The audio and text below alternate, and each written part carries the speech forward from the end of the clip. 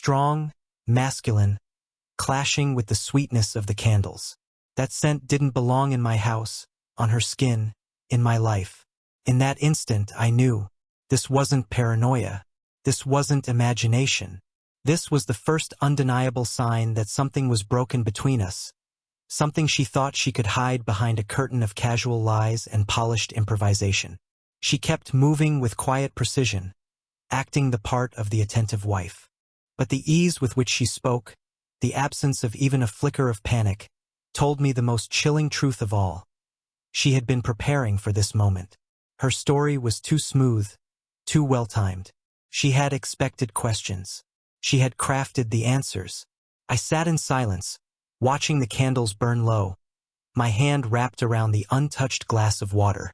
Sarah disappeared into the bedroom again, leaving me alone in the half-light.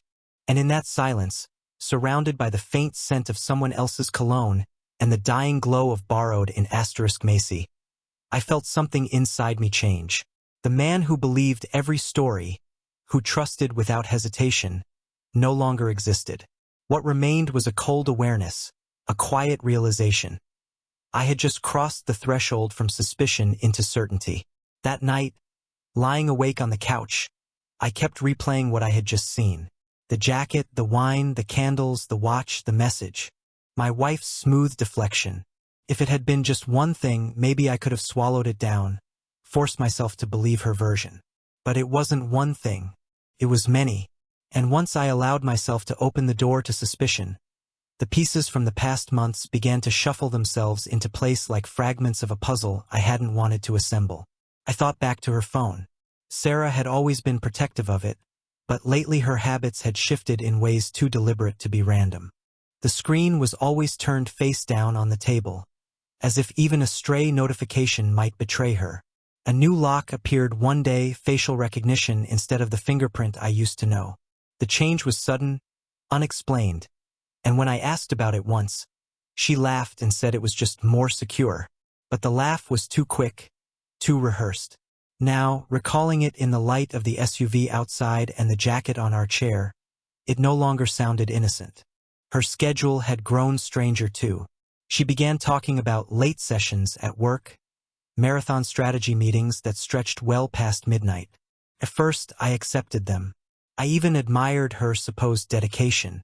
But the more they happened, the thinner the explanations became.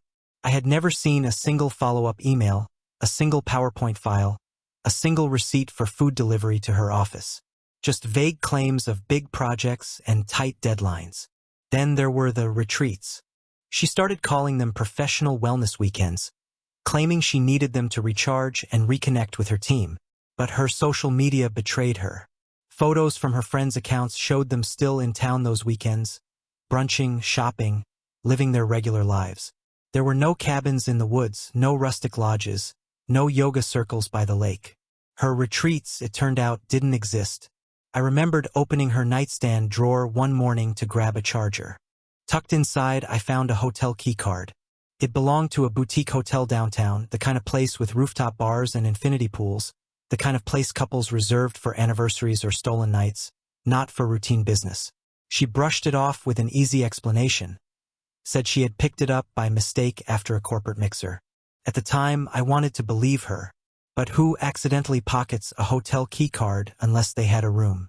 In her closet, I noticed new lingerie, expensive pieces in unfamiliar colors, the kind of clothing that didn't match her usual style. Sarah wasn't one to splurge without reason. When I teased her about it, she shrugged and said she was trying something new. I let it go then. But now, remembering the silk robe she wore when I walked in, the story snapped together with a sickening click. The water bottle was another detail, so small I almost dismissed it. A tall, stainless steel thermos appeared on her side of the bed one morning. I knew it wasn't hers. She preferred glass bottles with floral prints. This one was plain, masculine, with scratches along the lid. When I asked, she claimed she had bought it at a gym pop-up. But the logo was from a sports club we'd never joined. Even her wallet had betrayed her once. I found parking receipts stuffed behind her credit cards, all from garages near downtown hotels. When I asked why, she said she had been meeting colleagues for quick lunches. but the times printed on the tickets were late evenings, hours past dinner. Individually, each detail could be excused. Taken one by one, they were coincidences, but laid together they formed a mosaic. Pattern. A rhythm of deception. And I realized I had been complicit in letting her weave it. Every time I chose to believe, every time I brushed away a contradiction, I had been building the mask she wore so well. I began cataloging these moments in my mind. The times she came home with her makeup smudged, claiming exhaustion. The new perfume bottle hidden behind older ones, a scent she never wore around me. The way her phone buzzed late at night with messages she claimed were from her boss. Yet she always read them in another room. The puzzle pieces didn't just point to one night. They pointed to a system, a routine. She wasn't stumbling into temptation. She was maintaining it carefully, like someone balancing two parallel lives. The more I thought about it, the more I realized how deliberate her cover stories had been. She was SK*led, almost professional in her improvisations. But the cracks had been there all along. I had chosen not to see them. That night on the couch, while Sarah slept in the bedroom, I pulled out my laptop. I began scrolling through old bank statements, email receipts, the history of rideshare accounts we shared. Patterns leapt out at me. Frequent trips to the same cluster of hotels near the river. Rides ordered at odd hours, often on nights she claimed to be at networking events. Payments to restaurants neither of us had ever visited together. I remembered one incident especially vividly. Weeks earlier, she had rushed out of the house for a supposed team dinner. Hours later, I noticed she had left her tablet on the kitchen counter. Out of habit, I opened it. Buried in the browser history was a hotel booking page, one for a downtown suite with panoramic windows. The reservation had been confirmed for the exact night of her dinner. I told myself she was making a booking for someone else, maybe helping a colleague. I closed the screen, ashamed of snooping, and never mentioned it. Now, with the SUV outside and the jacket on the chair still etched into my mind, I realized I had been staring at the truth all along.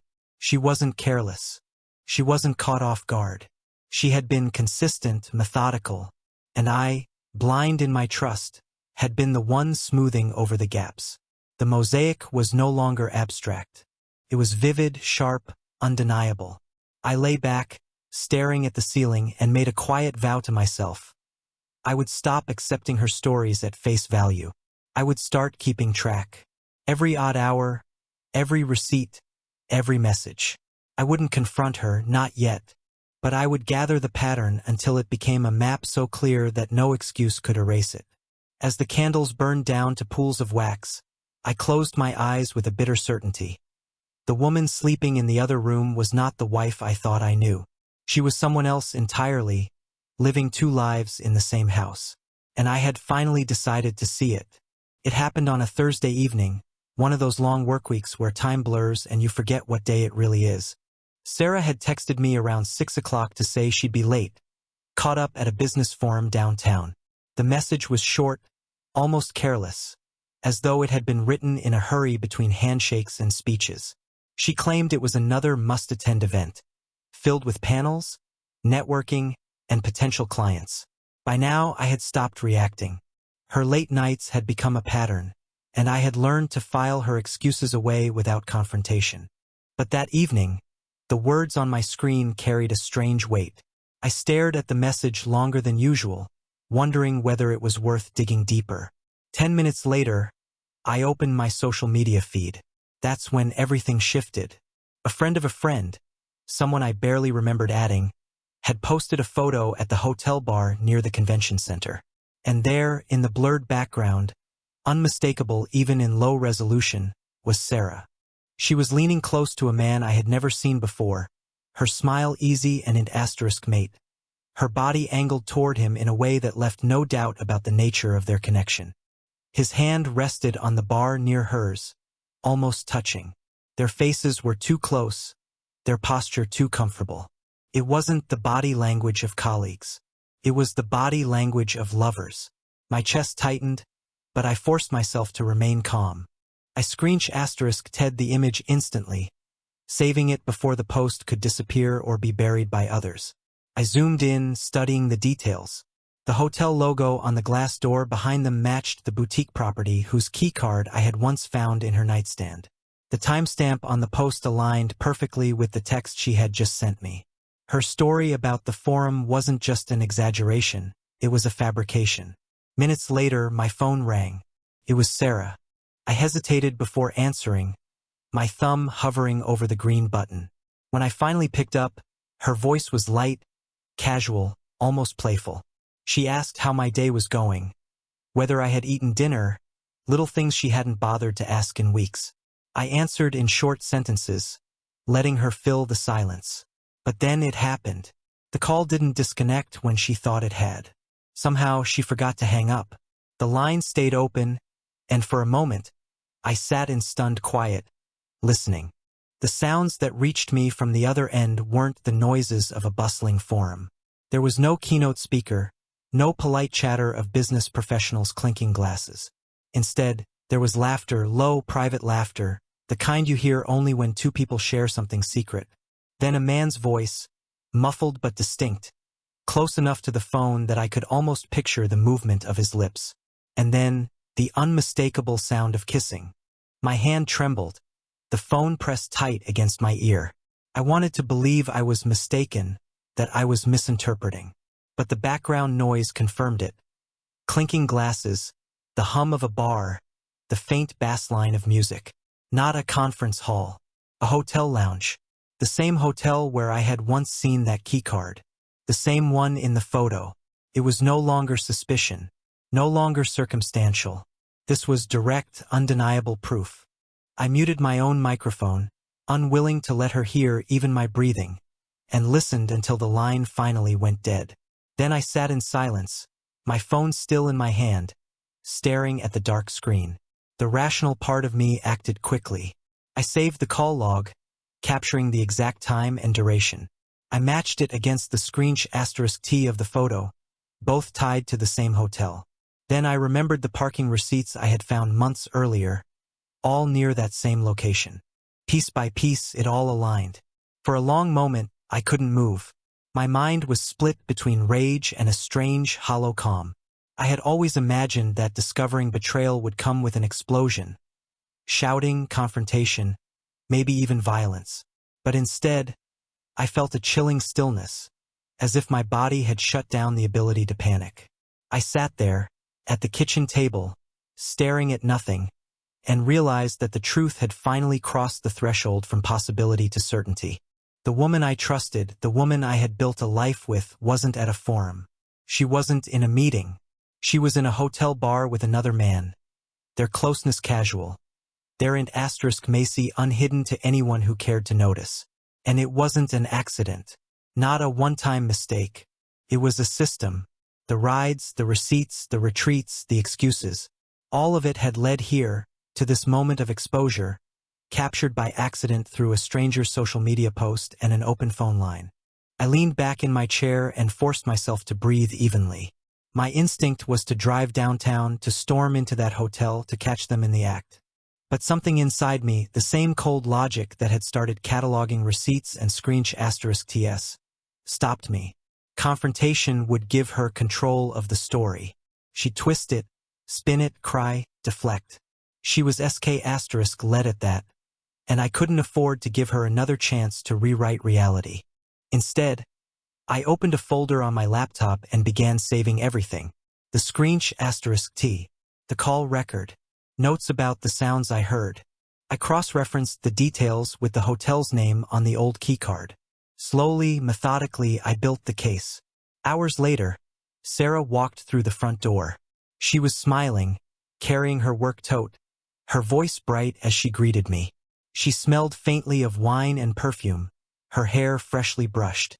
She kissed me on the cheek as if nothing had happened, as if I hadn't heard her laughter with another man less than an hour before. I kissed her back, just enough to play the part, and looked her in the eye. And in that moment, I knew. Whatever she thought she was hiding, I no longer needed her explanations. I already had the truth. The suspicions were over. The mosaic was complete. Now I had the fact, raw, undeniable, irreversible. And with that, the man I had been before, the man who trusted blindly, who accepted every story at face value, was gone. In his place stood someone else entirely. Someone who knew. Someone who was already preparing for what came next. After that Thursday night, after the photo and the open line, I knew there was no turning back. The suspicion had ended, the guessing was over, what remained was strategy. If part 1 was shock, and part 2 was the assembling of patterns, and part 3 was the undeniable fact, then part 4 was the pivot. The cold, deliberate turn inward. The moment when I decided that rage wouldn't serve me. Confrontation would only give her the chance to weave another web of excuses. What I needed now was discipline, documentation, proof that couldn't be bent or denied. I started quietly, carefully. My first step was digital. I saved everything I already had, the **TS, the call logs, the receipts, the photo from social media. I uploaded them to a secure cloud account she didn't know existed. I copied them to an external drive, then another, and hid them in places she would never check. Inside old boxes in the garage, beneath papers in my filing cabinet at work. I thought of redundancy the way an engineer thinks of backups. 1 version is vulnerable, 2 are insurance, 3 are survival. Then I widened my scope. I combed through our shared bank statements line by line. Restaurants she never took me to appeared over and over, usually near hotels or in neighborhoods we never visited as a couple. The times were suspicious. Late dinners billed at 11:43 p.m. Charges for cocktails and champagne on weeknights she claimed to be at strategy sessions. I printed the statements, highlighted the anomalies, and filed them chronologically in a folder I labeled only with a date. Rideshare accounts were even more revealing. She must have thought I wouldn't notice, but the records were clear. Repeated trips ending at boutique hotels, departures scheduled in the early afternoon when she was supposed to be at the office. Some of the rides were ordered under my own account when she borrowed my phone, leaving a trail she couldn't erase. I exported the logs, lined them up against her text messages, and watched the lies unfold on a spreadsheet. Her words about team workshops at the exact times she was being dropped off in front of luxury hotels. The next layer came from the neighborhood itself. Our neighbor 2 doors down, an older man named Howard, had a security camera pointing toward the street. For years it had seemed intrusive and unnecessary paranoia. Now it became my ally. I approached him casually, asking if he could share some clips because of suspicious cars in the area. He gave me access to archives stretching back months. And there it was, the black SUV, parked outside our house on multiple nights when Sarah had claimed to be away for corporate retreats. The timestamps matched her absences. I downloaded the clips discreetly, saved them, and never mentioned it again. One evening, while she was showering, I remembered an old tablet tucked in a drawer, a device Sarah had stopped using years ago when she upgraded her phone. Out of curiosity, I powered it on. To my astonishment, it still carried backup files. Old chats, photos, fragments of messages that had synced automatically. My hands shook as I scrolled. There were messages from someone named Mike. Casual at first, then increasingly int asterisk mate. References to our nights, to the next weekend, to our room. And then photos, not just of them together in hotel rooms, but worse, photos taken inside our own home. The sight of our bedroom in those images nearly dropped me to the floor. It wasn't just betrayal in anonymous spaces. It was invasion, contamination, in the very place where I slept beside her every night. I didn't scream. I didn't smash the tablet. I forced myself to take **TS, transfer them, store them with everything else. I dated the files, cross-referenced the times, and quietly placed the tablet back in the drawer, leaving no trace of my discovery. Day by day, I built an archive.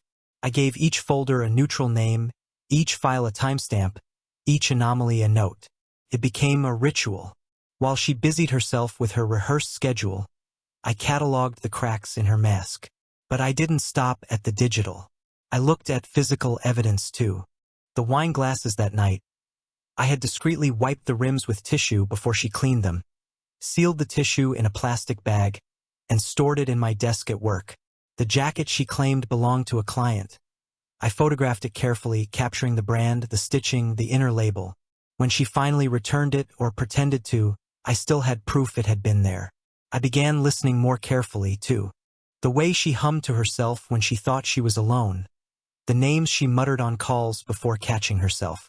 I kept a small notebook in my briefcase, jotting these fragments down like an investigator collecting witness statements. Every discovery added to the weight pressing down on me, but strangely, it also brought clarity. The more proof I gathered, the less I felt the urge to explode. With every file saved, with every receipt copied, I felt steadier. I was arming myself, brick by brick, against her inevitable storm of denial. Some nights, I would sit alone in the living room, the glow of my laptop illuminating the growing archive, and imagine the day it would all come to light. Not through shouting, not through accusations, but through cold presentation. A timeline, dates, receipts, photos, messages. A story told not by me, but by the evidence itself. I think she sensed something had shifted. She started glancing at me with faint suspicion, perhaps noticing my quieter demeanor, my lack of confrontation. But she never pushed, maybe relieved that I wasn't asking questions. To her, my silence must have looked like ignorance. To me, it was preparation. The most difficult part was maintaining the performance of normalcy. At dinner, I smiled at her stories. On weekends, I joined her for errands. In bed, I lay still beside her, even when her phone buzzed at midnight and she slipped into the bathroom to whisper into the receiver. My face betrayed nothing. My tone never cracked. Inside, though, I was archiving each moment, building a fortress of truth she wouldn't be able to tear down. By the end of that month, my evidence stretched across multiple drives and accounts.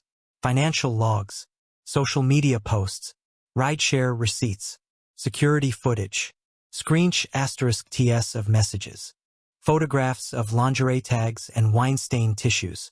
Enough to paint a picture so vivid that even she, master of deflection, wouldn't be able to wriggle free. And yet I told no one. Not a friend, not a colleague, not even a confidant. The silence was my shield. Words could be twisted, but data would stand unshaken. As I zipped up my briefcase one night, hiding another batch of printouts inside, I realized how far I had drifted from the man I used to be. Once I was simply a husband, trusting by instinct, blind by choice. Now I was something colder, a witness, a recorder, an archivist of betrayal. And deep down, I knew this wasn't just preparation for a confrontation. It was the beginning of my exit. By the time my archive of evidence had grown into a fortress of files and folders, something inside me had already begged *N to change. At first, the discoveries tore at me, ripping open nerves I didn't know I had. But with each new *T, with each new receipt, the pain dulled into something else entirely. A steady, cold detachment. I didn't realize it at first, but little by little, my emotions were withdrawing, packing themselves away the way you box up belongings before moving houses.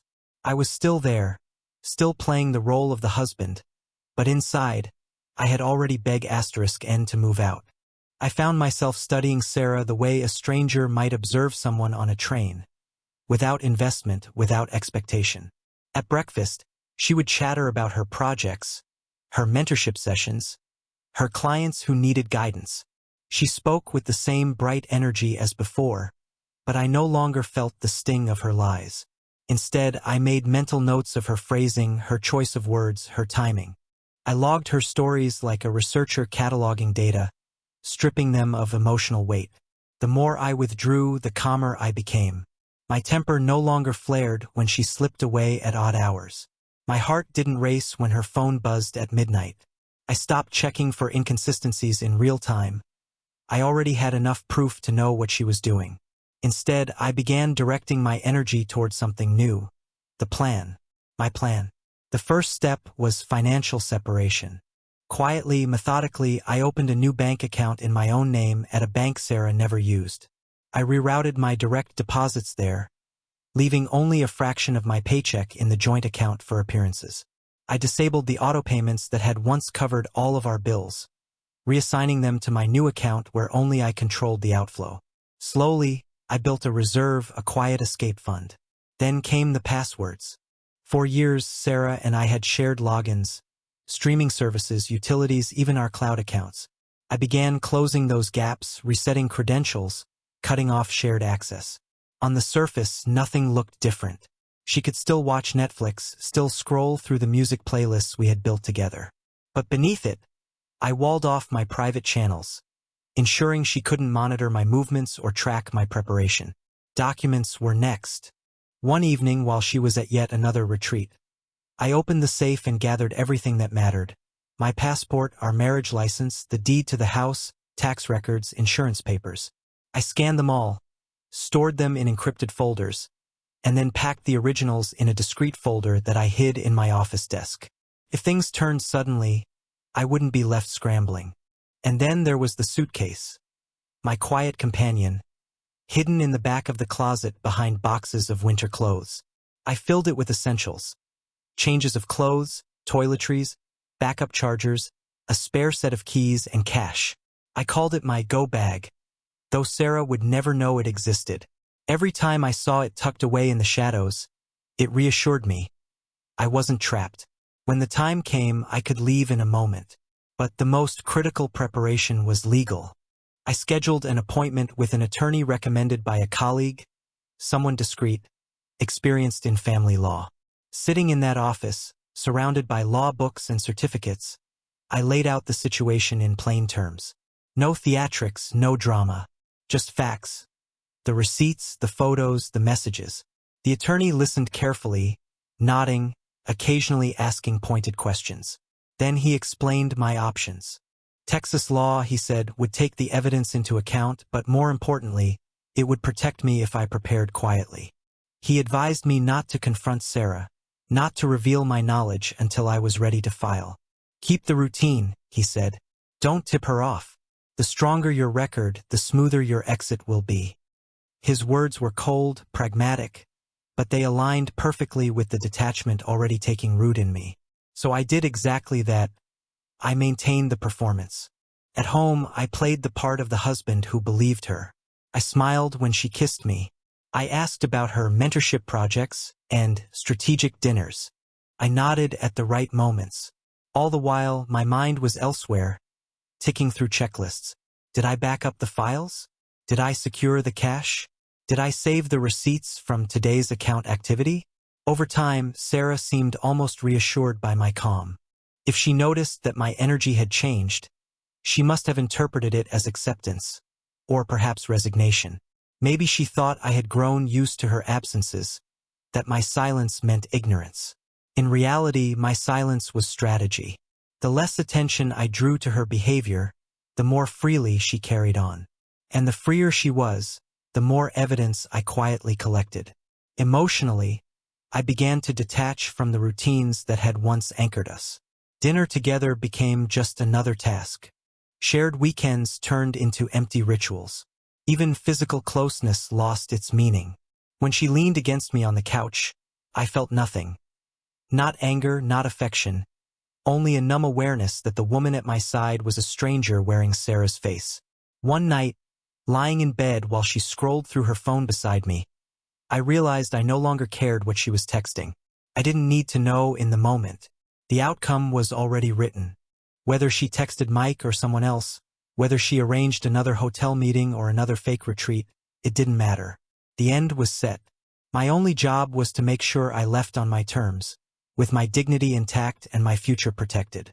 Oddly, the detachment brought a sense of freedom. I stopped reacting to her provocations, her passive-aggressive comments, her sighs when I asked neutral questions. I no longer measured my worth by her moods. I was already stepping into another life, one she had no part in, even as I still inhabited the same house. Sometimes I caught myself studying her, wondering how long she thought she could keep this double life intact. Did she believe she was invincible, too clever to be caught? Or had she convinced herself that I would never leave, that my silence equaled surrender? Watching her move through the house, humming to herself, pouring wine, texting in the bathroom, I realized it no longer mattered what she thought. The power had shifted.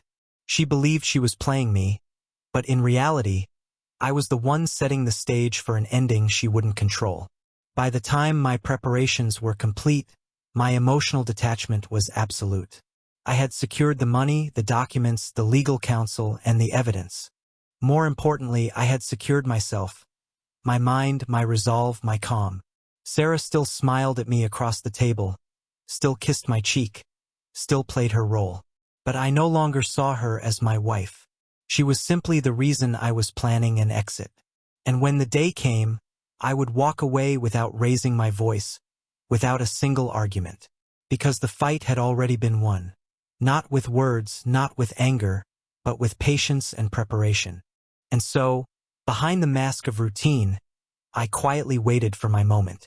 Her hidden chats revealed weekends booked under our suite. Photos where he stood in my living room like a second husband. Every transaction, every hotel receipt, every **T aligned with the same man, the same pattern. Her so-called coaching project was nothing but a cover, and in the background of one of her presentations I saw him beside her, not just a partner in work but in betrayal. When the picture was complete, I didn't argue or demand. I left a note, house keys, and vanished into a rented place across town. I cut ties cleanly. Her messages turned from apologies to promises to threats. Then came the sudden claim of pregnancy with timelines that didn't add up. I answered none of it. Silence was my **P***N. Distance my shield. What she once controlled through lies, I ended with absence.